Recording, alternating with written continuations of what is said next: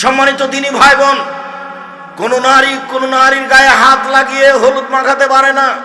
এরকম যুবতী মেয়েকে হলুদ মাখানো চিরদিনের জন্য হারাম। দেবর ভাসুরকে এইভাবে হলুদ মাখানো চিরদিনের জন্য হারাম। হলুদ মাখাতে পারে তার মা মাখাবে, তার খালা মাখাবে, তার ফুফু মাখাবে। তার ভাবি যদি হলুদ মাখায় তাহলে বিবাহের আগেই জেনা, বিবাহের সূচনাতেই জেনা। জেনা দিয়ে বিবাহ চালু হয়েছে। কি দিয়ে বিবাহ চালু হয়েছে? জেনা দিয়ে। রাসূল সাল্লাল্লাহু আলাইহি ওয়াসাল্লাম বলছে রায়নানে তাজনানে জেনাহুমুন নাজর, দুই চোখের জেনা হচ্ছে চোখ দিয়ে দেখা।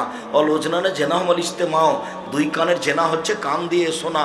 অল ইয়াদ জেনাহাল বাতস, হাতের জেনা হচ্ছে হাত দিয়ে ধরা। অর রিজিল জেনা আল মশি, পায়ের জেনা হচ্ছে পা দিয়ে চলা। জেনাল কালব তাতমানা তাস্তাহি, অন্তরের জেনা হচ্ছে পরিকল্পনা করা। জেনাল লিসানুতক, জিহ্বার জেনা হচ্ছে কথা বলা। এগুলো সব জেনার মাধ্যম।